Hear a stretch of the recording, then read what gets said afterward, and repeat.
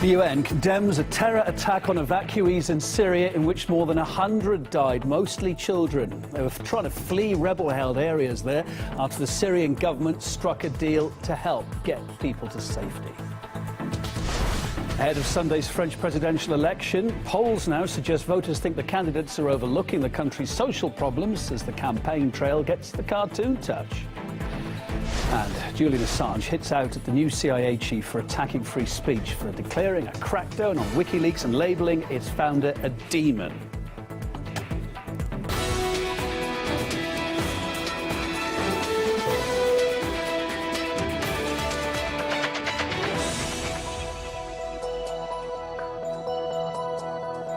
Hi, Kevin Owen with you here at RTHQ. This hour just turned 5 p.m. in Moscow. Our top story.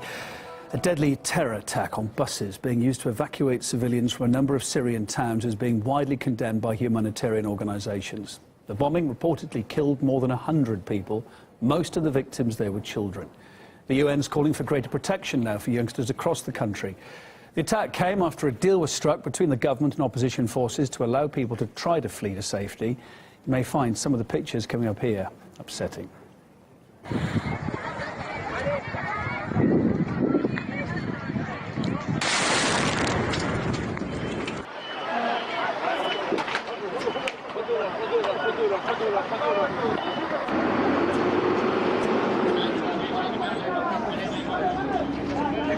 There are so many dead here from the Free Syrian Army, also civilians, women and children. It's a horrific picture that just can't be described.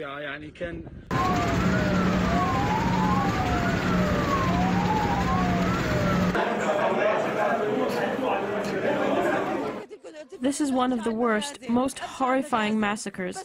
We urge our President, Assad, to help our families out. What happened can't be described. Oh dear God, we don't know what to do.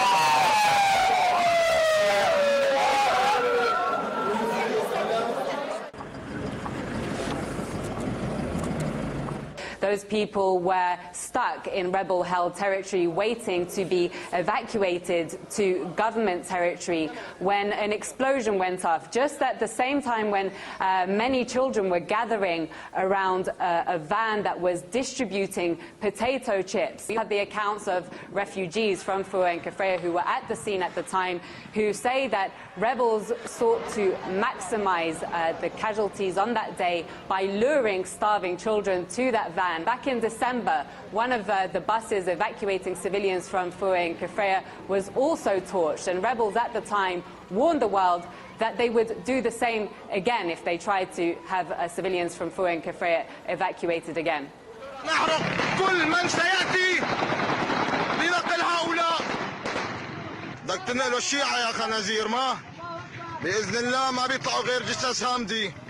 The evidence of who was behind that attack has either been dismissed or downplayed by the mainstream media. Even the deaths of those civilians, those children, has been trivialized by the media. We have since heard that the evacuation process is continuing despite this, you would say, hiccup but disastrous moment in it, punctuating it.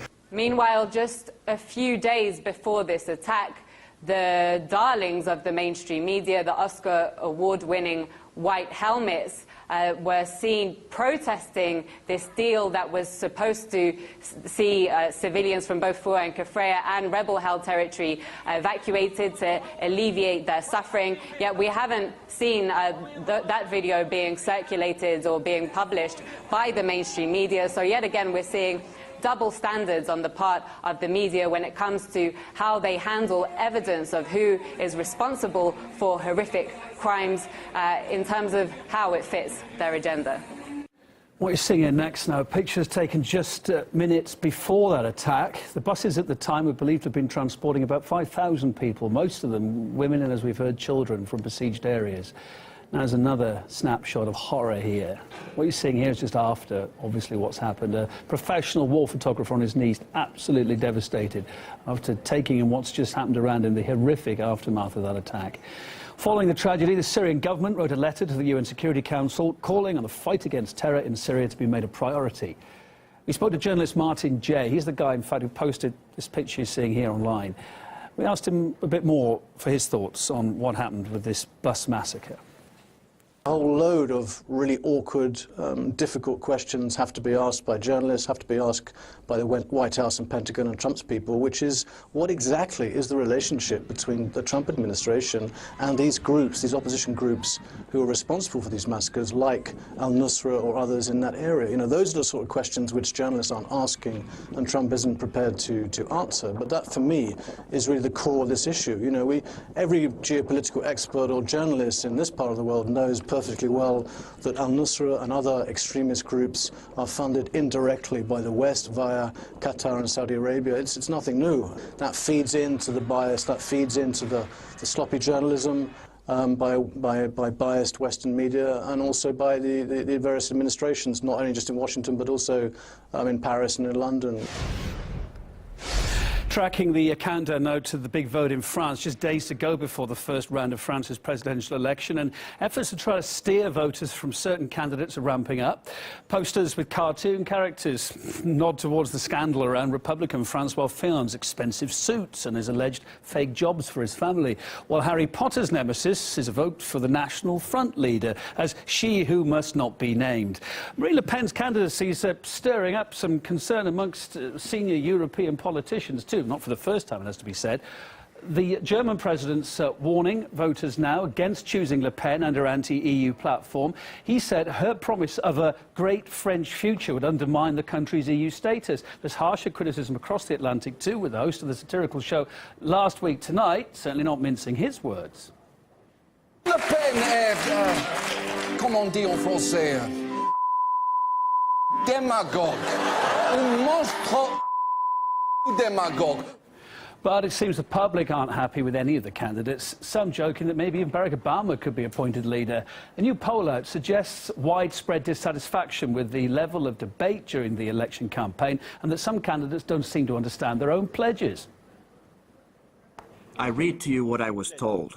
In the composition of the governing bodies and in the modalities of internal organization. Initially, I didn't understand this sentence. Described by some as the most unpredictable French election, the showdown between these presidential candidates is just around the corner. Polls show the top four candidates are pretty much neck and neck, suggesting many French voters are still undecided. A new survey may shed some light on voters' indecisiveness. Released over the weekend, it shows that 81% of those interviewed are dissatisfied with the candidates' campaign efforts, and 70% think social issues are not being addressed enough. And hey, who can blame them, considering the fact that nearly all the main contenders have been plagued by scandals irrelevant to their manifesto. Hashtag Penelopegate, Penelope being the wife of Republican frontrunner Francois Fillon. He's accused of paying her so much for a parliamentary job she didn't do that people stopped paying attention to his policies, though they didn't stop paying attention to his very expensive suits. Every day they intrude ever further into my private life. What can explain this? That hundreds or at least dozens of journalists are looking through my rubbish, paying attention to my suits now, tomorrow my shirts, and then why not my underpants? And apparently, fake jobs are a thing in French politics, if you believe the accusations made against another candidate, Marine Le Pen. She allegedly put her bodyguard on the payroll for a phony position, and Brussels was the one footing the bill. The Parliament says that in 2011-12 she paid party staff with the funds, which according to rules should only go to lawmakers' assistants working within the legislature. They've been part of Marine Le Pen's entourage for years and allegedly have been paid unlawfully out of EU funds. Then there's the new kid on France's election bloc, former economy minister Emmanuel Macron. Gossip about his sexual orientation and alleged affairs overshadowed concerns over his misuse of public funds when in office.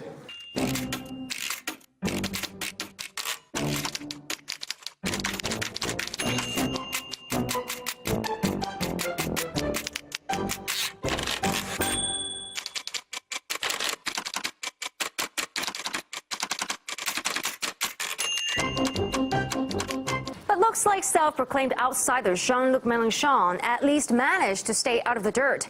His rise in the polls began only this month. So far, though, the most attention he's grabbed is not with his ideas, but with his appearance at a rally as a hologram.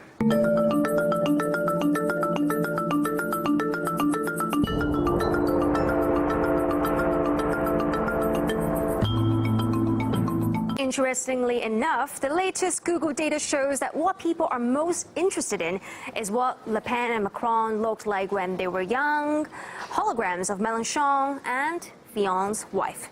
Looks like the candidates' manifestos may only matter after the election, when France gets a new president. But by then, it could be too late. Human rights activist Yasser Louati believes the front-runners are facing pressure from the late surge by the leftist candidate Mélenchon, as we heard there.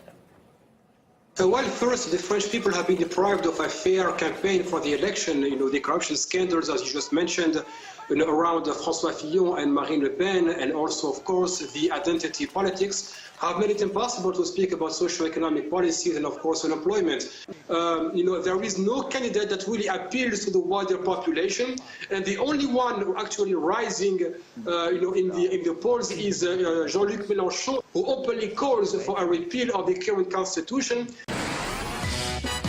The people, the citizens of America.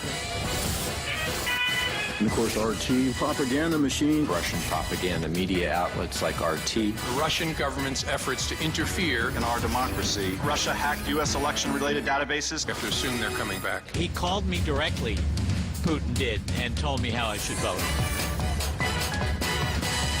No foreign state can choose the future president of the republic. La Russie. Russia Today? Russian Today.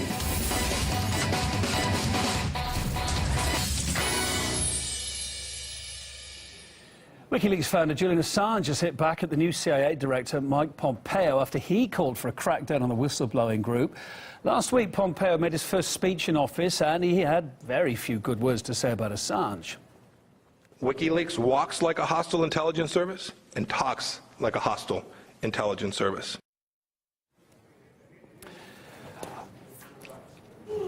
OK, well, the WikiLeaks, what are we going to lead to there? Well, I'm not quite sure what's coming up now, but we're about to find out. It's Paula Sleer. Julian Assange is one of the so-called demons, and he certainly has had his say in terms of what the new CIA chief said. He used his first speech in office largely to criticize extensively the WikiLeaks organization, and you have Julian Assange hitting back, saying that is incorrect. I mean, that's putting it lightly, for the new CIA chief to suggest that WikiLeaks be stripped of First Amendment rights. In fact, he went even further, suggesting that the agency's modus operandi was one of lying, was one of misdirection, saying that the organization should not have the opportunity to behave as an arbiter. Now, all of this comes parallel to WikiLeaks releasing and continuing to release a series of secret CIA files that point to how the organization operates, essentially uncover its techniques. What is particularly interesting is that this is not the first time that there have been these kind of threats against WikiLeaks. We certainly saw similar threats being made against Assange and his brainchild by the previous administration, and those threats went so far as to actually suggest to eliminate them. The United States do something to stop Mr. Assange. We're looking at that right now. He should be treated as an enemy combatant. WikiLeaks should be closed down permanently and decisively. This guy's a traitor, a treasonist, and he has broken every law of the United States. The guy ought to be, and I'm not for the death penalty, so if I'm not for the death penalty, I only want to do it, illegally shoot the son of a...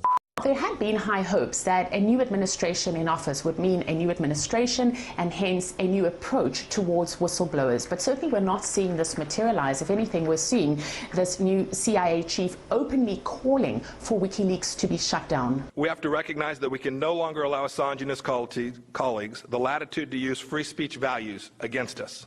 To give them the space to crush us with misappropriated secrets is a perversion of what our great Constitution stands for. It ends now. At this stage, it's not clear how all of this will end, but what is ironic is that you have President Trump, who landed up being the one, and not President Obama, who struck in Syria. So the question remains as to whether or not it will be Trump who will make good on all these threats against WikiLeaks. We'll follow all the twists and turns. Coming up too, a new round of violent clashes have erupted in the Israeli-occupied West Bank. We'll examine where that's going to go after the break.